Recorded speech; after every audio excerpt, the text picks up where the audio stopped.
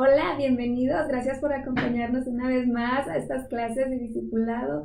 Es un honor para mí estar otra vez con ustedes.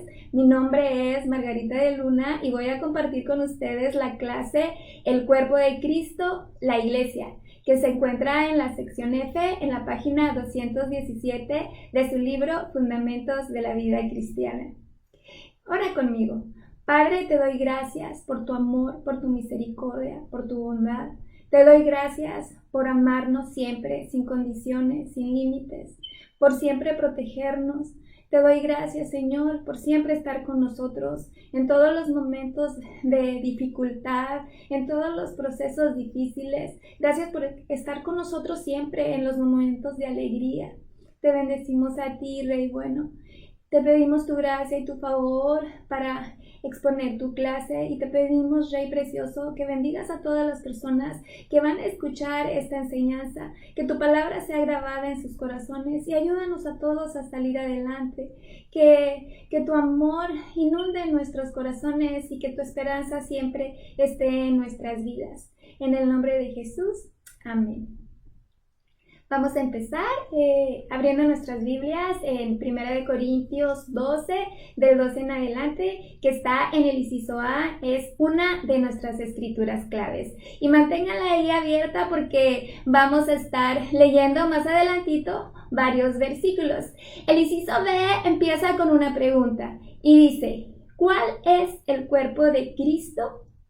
El cuerpo de Cristo es el grupo de creyentes unidos a Jesucristo por el Espíritu Santo. Vamos a ver en esta clase, como lo estamos viendo, qué es el cuerpo de Cristo, algunas características de la iglesia y las funciones del cuerpo de Cristo. Es bien importante que nosotros sepamos y analicemos en dónde estamos nosotros parados, qué es el cuerpo de Cristo y cuál es nuestro lugar ahí. En 1 Corintios, ahí, como ustedes ya lo tienen, si lo buscaron, en el versículo 12 nos dice, porque el cuerpo, siendo uno, tiene muchos miembros, pero los miembros del cuerpo, siendo muchos, son un solo cuerpo, así también Cristo, porque por un solo espíritu fuimos todos bautizados, ahí en el versículo 13, y dice más adelantito, todos, por un mismo espíritu, todos, nos incluye a todos. ¿Qué es todo? Incluye todo, excluye nada. Y sigue diciendo, sean esclavos o sean libres, sean judíos o sean griegos, y a todos se nos dio a beber de un mismo espíritu. Ese es el cuerpo de Cristo. Aquí no lo está diciendo al revés y al derecho, para que no tengamos ninguna confusión o ninguna duda. Aquí está haciendo una analogía con el cuerpo humano al cuerpo de Cristo. El cuerpo humano, nuestro cuerpo, tiene muchos miembros. Tiene manos, tiene ojos, tiene pies, tiene piernas, nariz, pero es un solo cuerpo. Y nos está diciendo, así también Cristo. Es una comparación excelente, donde no nos podemos confundir y no nos podemos equivocar.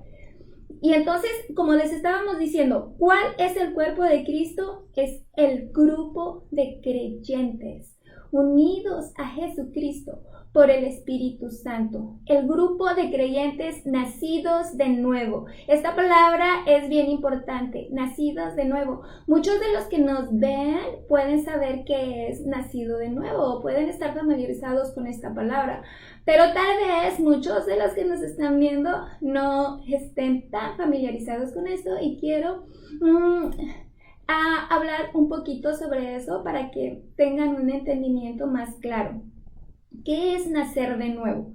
Porque, otra vez, ¿cuál es el cuerpo de Cristo? El grupo de creyentes nacidos de nuevo, unidos a Jesucristo por el Espíritu Santo. Y tú me dices, bueno, ok, es ese grupo de creyentes nacido de nuevo, pero ¿cuál es? Digo, ¿qué significa nacer de nuevo? Nacer de nuevo literalmente significa nacer de arriba. Es un acto de Dios por el cual La vida eterna es impartida a aquel que cree, a la persona que cree en Jesucristo. También nacer de nuevo es la potestad de ser hijo de Dios. Cuando tú naces de nuevo, te conviertes en un hijo de Dios. Pero ¿cómo naces de nuevo? Dice la palabra de Dios en Efesios que nosotros antes estábamos muertos en nuestros delitos y nuestros pecados. Antes no conocíamos a Dios, andábamos en la vanidad de nuestra mente, pensando lo que nosotros queríamos, haciendo lo que nosotros queríamos. Estábamos muertos espiritualmente. Dice, pero Dios nos dio vida juntamente con Cristo. En eso que nos da una nueva vida es nacer de nuevo por el Espíritu. Cuando nosotros creemos en Jesús, hay algo en nuestra vida que pasa, hay una transformación. Eso pasa dentro de nosotros cuando decimos, sí Señor, yo creo en ti, creo que tú resucitaste de los muertos, creo que tú te levantaste de la muerte para darme vida eterna.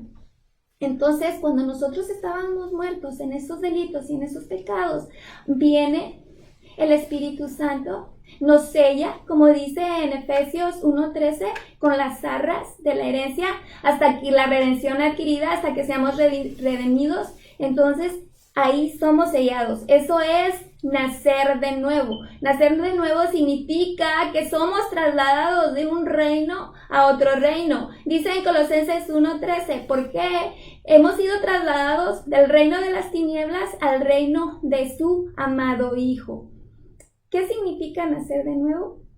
Tener a Cristo en nuestro corazón, ser un hijo de Dios. Dice Juan 1:12, mas a todos los que les recibieron, a los que creen en su nombre, les dio el derecho o les dio la potestad de ser hijos de Dios. No por voluntad de carne ni voluntad de varón, sino de Dios, porque Él lo quiso. El nuevo nacimiento vienes a tener un derecho, vienes a tener una potestad de ser hijo de Dios. Y hay una escritura muy conocida que está en Juan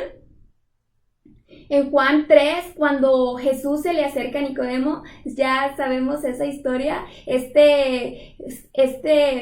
Persona muy importante del Sanedrín, era un fariseo, y se le acerca para hablar con él y le dice, maestro, sabemos que tú vienes de Dios, porque nadie podría hacer estas cosas, nadie puede hacer estas señales si no está Dios con él. Y la respuesta de Jesús le dice, de cierto, o sea, en verdad te digo, o sea, es una seguridad, te digo, que el que no naciere de nuevo no puede ver el reino de Dios. Y aquí hay una palabra, dice, no puede, es puede, presente, no dice, no podrá ver el reino de Dios. No es cuando ya nosotros dejemos esta tierra, es ahorita, no puede ver el reino de Dios el que no naciere de nuevo. Aquí Nicodemo necesitaba una transformación espiritual, necesitaba un nuevo corazón, y se acerca a él y Jesús le dice, es necesario nacer de nuevo. Nicodemo le dice, ay, pero ¿a poco un hombre siendo ya viejo puede nacer de nuevo? ¿A poco se puede regresar por segunda vez al vientre de su madre y nacer? Y Jesús le dice, no, le vuelve a decir, de cierto te digo, el que no naciere del agua y del espíritu no puede entrar en el reino de Dios. Aquí primero le dice no puede ver y luego después le dice no puede entrar en el reino de Dios. Cuando nosotros no nacemos de nuevo, entonces no podemos ver y no podemos entrar en el reino de Dios. Y el reino de Dios está aquí y ahora. El reino de Dios ya se ha manifestado cuando Cristo Jesús vino para establecerlo. Ahorita vamos a hablar un poquito más de esto.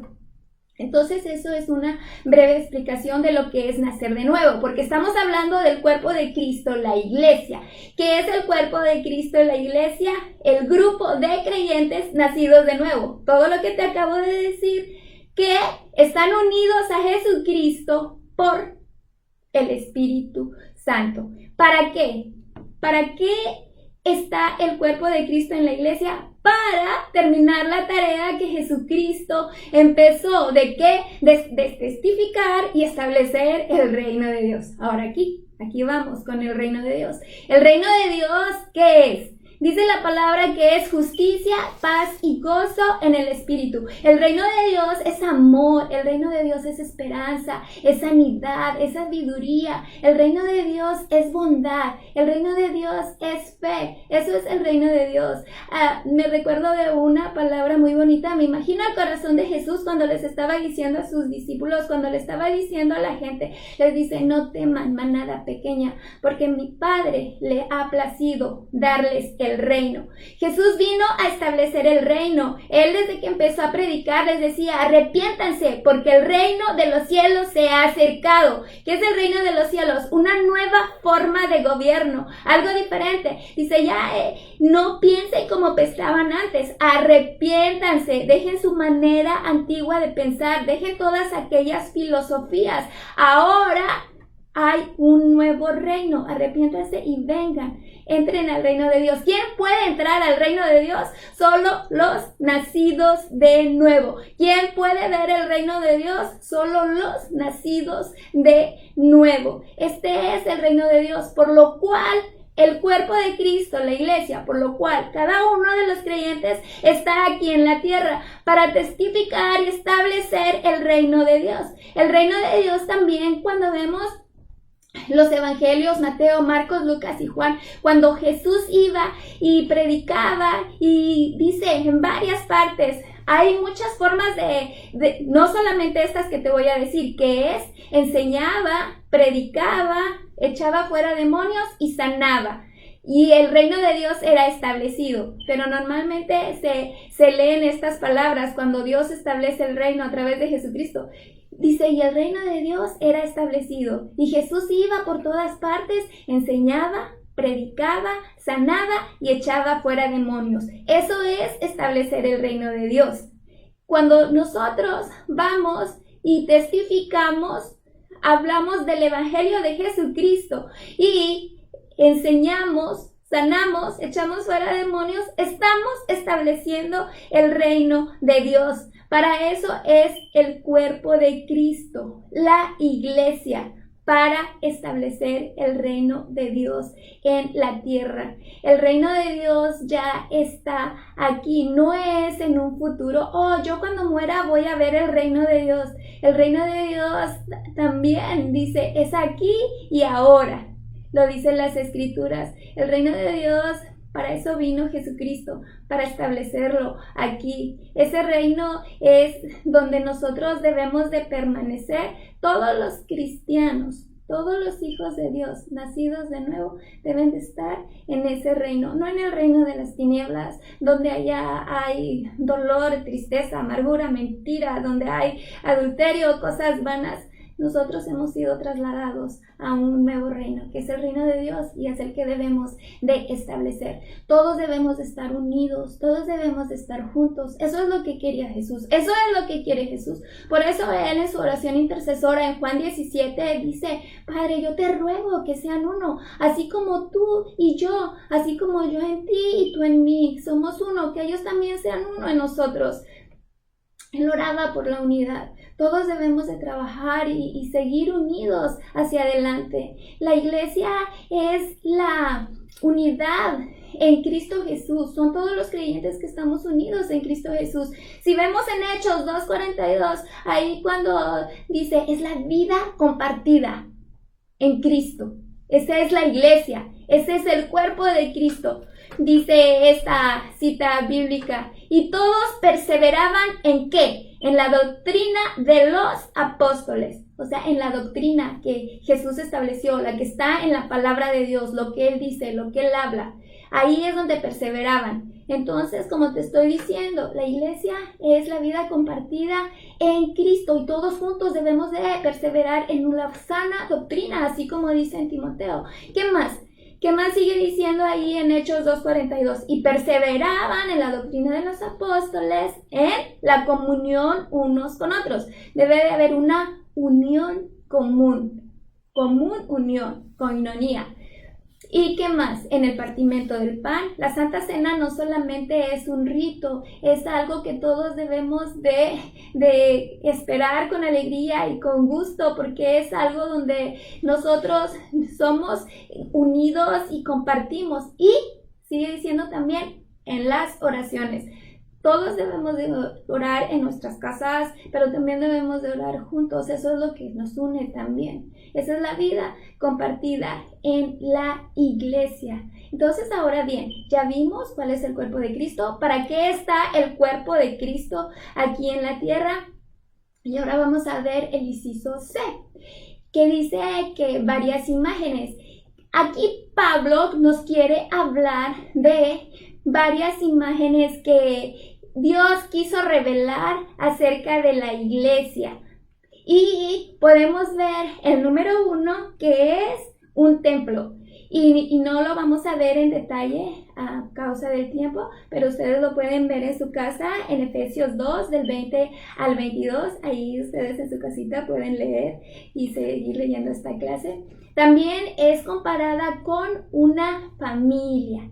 Dice, ahora todos ya no somos advenedizos, sino conciudadanos de la familia de los santos. Eso está en Efesios 2:19. También es comparado aquí Pablo, la iglesia, con la novia y con el cuerpo, como lo que vimos ahorita en 1 Corintios 12, que es comparada la iglesia con el cuerpo de Cristo, ¿verdad? Que aquí no lo dice bien claramente, al revés y al derecho. Y vamos a seguir viendo aquí en 1 Corintios, y quiero que lo tengan, como les dije al principio, y le voy a dar lectura a los siguientes versículos. Les hablé del 12 y del 13, y vamos a seguir con el 14, que dice, además, el cuerpo no es un solo miembro, sino muchos. Si digo yo al pie, porque no soy mano, no soy del cuerpo, o por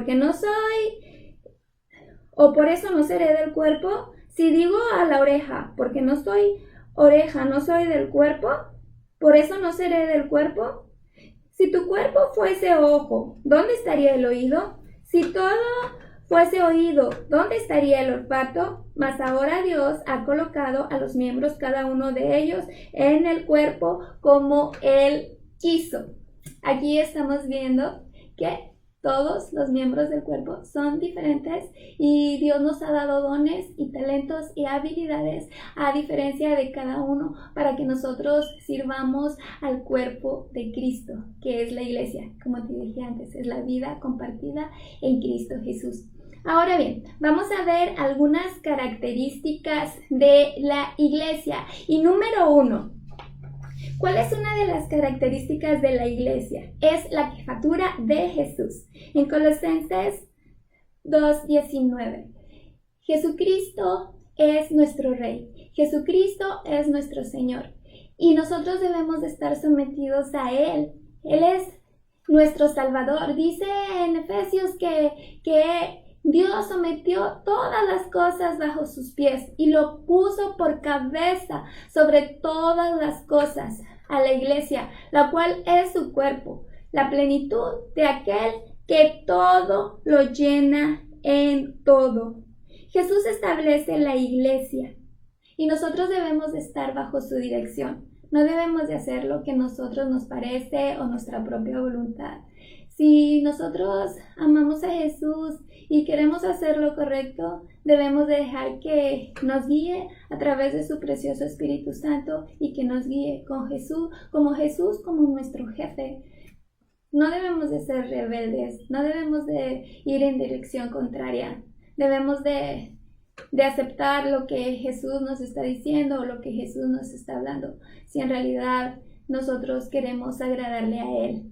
Eso es una de las características de la iglesia, que Jesús es la cabeza.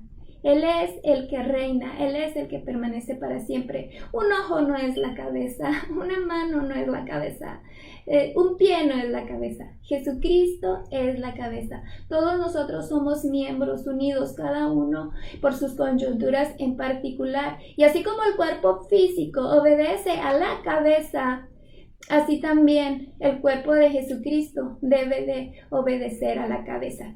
Esa es una de las características. La segunda característica es que hay unidad del Espíritu Santo. Ahí, como lo vimos en 1 Corintios 12, ahí en la cita que les dije que tienen abierta, Jesucristo es nuestro Rey, pero también Debe de haber una unidad en el Espíritu. En Efesios también dice un solo Señor, un solo Espíritu, un solo bautismo, un solo Dios y Padre. Debe de haber la unidad en el Espíritu Santo. Hay una unión invencible. Nosotros no somos una isla. Dios no nos creó así. Dios nos creó para que tuviéramos comunión unos con otros, para que estuviéramos juntos, para que prevaleciéramos. Es así como lo que nos dice en Juan 15 acerca de la vid.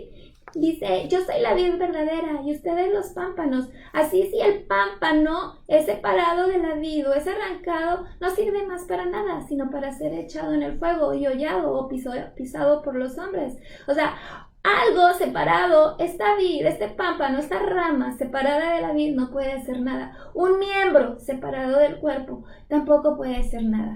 Hay una unidad en el Espíritu. Debemos de estar juntos, debemos de seguir adelante en unidad. Otra de las características de la iglesia es que hay variedad de dones y de funciones.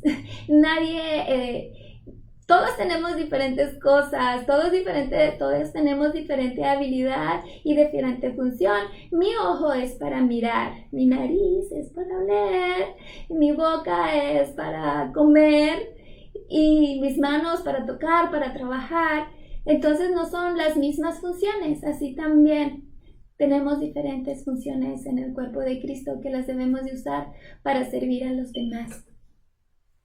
¿Cómo puedo cumplir mi función en el cuerpo de Cristo? Esto está en el inciso E. Y una de las más importantes, y la primera, por si no alcanzamos a ver más, es que debemos de ser llenos del Espíritu Santo. Esta es la función. Si yo no soy llena del Espíritu Santo, no puedo desempeñar las demás funciones o las demás cosas que yo tengo que hacer. Ser llena del Espíritu Santo. Y aquí, ¿qué es ser lleno del Espíritu Santo? Nosotros, cuando recibimos a Jesucristo, vino el Espíritu Santo y nos selló, y Él habita en nosotros.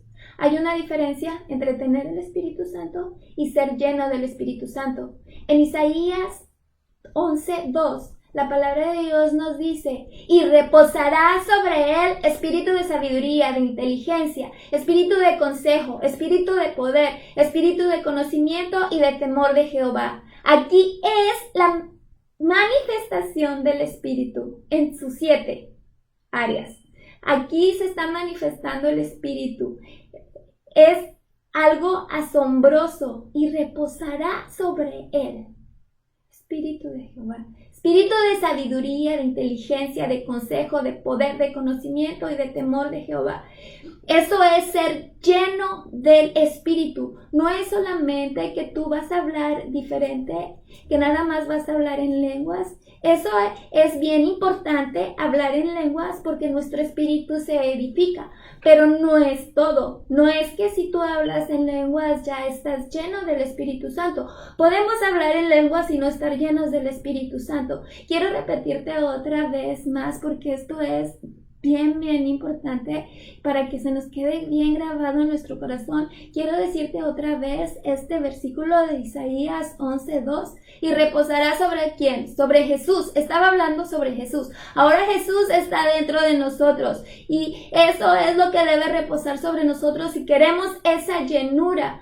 Para tener eso, para que el Espíritu de Jehová repose sobre nosotros, espíritu de sabiduría, de inteligencia, de consejo, de poder, de conocimiento y de temor de Jehová, el Espíritu en sus 7 manifestaciones, nosotros tenemos que estar con Él. Debemos de compartir tiempo con Él y dejar muchas cosas que desde hace mucho tiempo nosotras deberíamos de dejar y que no hemos dejado porque no queremos.